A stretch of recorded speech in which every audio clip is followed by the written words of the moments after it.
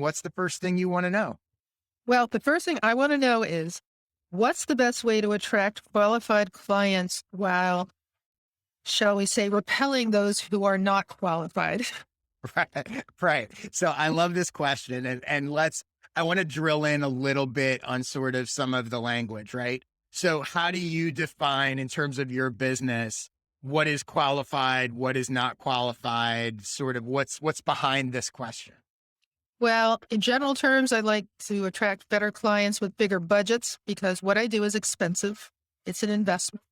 By repelling unqualified, I mean the tire kickers, those who expect to pay, $40 for a photo book, Mhm. that sort of thing. And let People me who ask you can't afford. okay. On your website, you list some of the prices, correct? I I do feel like not. I just had my website redone. So okay. it's launching in August. There will be no pricing on it. Okay.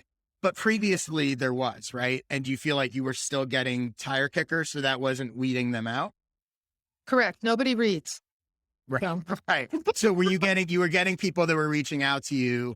They didn't really know how much it cost.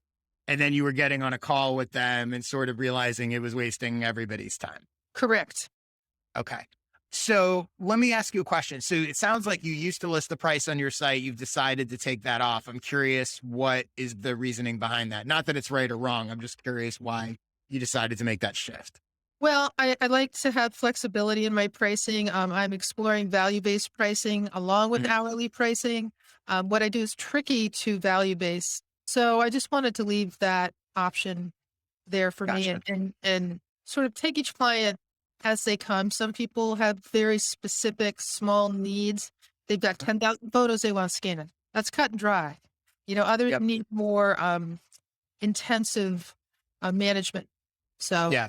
So I completely agree with that. Again, by the way, there's not a right or wrong way to do it, but I'm personally not a huge fan of listing prices on website for those very reasons. And I'm also a fan of value-based pricing and sort of each project is a little different.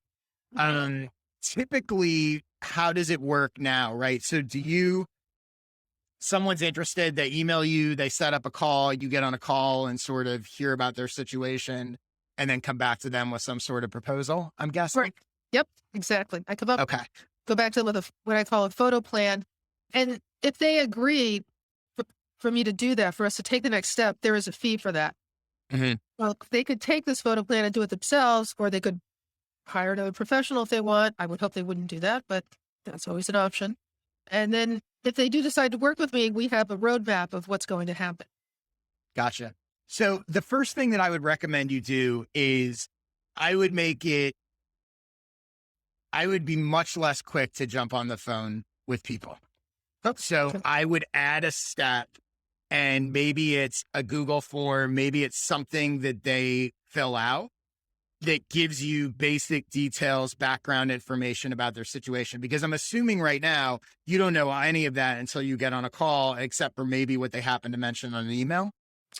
Well, sometimes I do have a form on the site. Sometimes they Mhm. fill it out, sometimes they don't. And it's always, even if they do fill it out, it's like, I have a bunch of digital photos and I need them organized. So it doesn't really, Yep. it's Okay. too vague. So I So mean, I would think about what that form should be. I would almost think about it like an application. By the way, the other thing this does a couple things. Number one, and it's counterintuitive, but I think it will actually help you. Number one, it suggests that you're in demand and they can't just hire you. They have to apply almost to get you, right? Mhm. So that sends psychologically an interesting message that, oh, she must be good. She must be in demand. She won't just get on the phone with anybody, right? The Mhm. second thing it does is it creates a little bit of friction for somebody that's not really serious about this. They may not want to bother answering 5, 10 questions, whatever your form is, right? So that's going to weed some of those people out that aren't really serious about it. You're also going to be able to tell from their answers something about who they are. I forget who had said this, but I don't remember where I heard it, but I thought it was a really interesting point. And they said that if you were to put, if you have a form on your site, or if you ask a question about like what people are trying to solve or what they're looking for help with, that the longer their answer, the more likely they are to hire you and the more likely they are to be a good client. Ooh. Because it indicates how seriously they're thinking about or how badly they want it. And I don't remember who this person was, but I remember them saying like she could literally go through, like she could literally look at everyone's answers and just by length without even reading them, know that's going to be a good potential lead or not. Right. So I would think about your questions, because you're right. Most people, they don't know all the expertise, and a lot of them are going to go, oh, I have a bunch of photos, they're a mess, blah, blah, blah. Right. Yep. But there are probably questions you could ask within that. It doesn't have to be a million questions, but there are probably questions that can tell you something about them, right? Have you ever tried to organize your photos before? Have you ever hired someone to help organize some other thing in your life, right? Have you hired a closet organizer? Have you hired a whatever, right? These will all give you sort of some sense of who they are, how serious they are, how likely they are to pay, et cetera. The other thing it's going to do is it's going to give you background information so that when you do get on the phone with them, you're now coming into it knowing what they're looking for.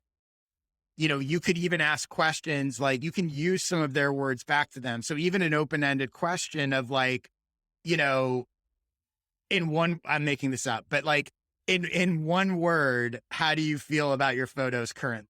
Yeah. Right. Brilliant. Frustrated, overwhelmed, a mess, whatever. So now, you know, for example, let's say one person says overwhelmed, another person says disorganized, right? Your conversation with them, you can speak to, your pitch can now be tailored to speak to, you don't have to feel overwhelmed. This is simple, right? And a disorganized person, you can speak to, we're going to get you organized, right? So it's giving you, so not only is it going to sort of weed out some of your tire kickers, it's going to help you assess prices and values and their background and how serious they are. And so that is, I think, the first thing that I would do. A little bit of friction before they get on the phone with you. And the nice thing about that is once you set that form up, whether it lives on your website or whether they reach out and then you email it to them, but whatever it is, it's not a lot of ongoing work, right? Because the problem with tire kickers is it's only a problem if you're wasting time on the phone with them. Yep. Does that all make sense? That's brilliant. Yes, I love that. And while you were speaking, you reminded me that you, in your awesome newsletter, and I hope all the listeners subscribe to your newsletter because it's a gem. Yeah. It's true. One of the links you sent was somebody was talking about forms, and he said, put the most important question up front, and then they put their name and their contact information at the bottom. And I had it totally backwards. And between that and your approach, I think I've just figured out how to get tire kickers. There you go. Great. And I would say, just so you know, for myself, for my clients, I don't even really do preliminary calls until you basically agreed to hire me. So very rarely will I get on the phone with somebody to be like, oh, let's talk about what it is, right? I'll send them information. I'll email back and forth sometimes, right? If they have questions, I'll certainly answer them and explain it. But very rarely will I get on the phone and sort of say, it has to be a higher, like I won't do that for a one-off call. Like it would have to be a higher ticket ongoing thing where maybe we would have a conversation, about it. But yeah, that I think just adding that little step will, I think, make a huge difference for you. I'm excited. Cool. All right.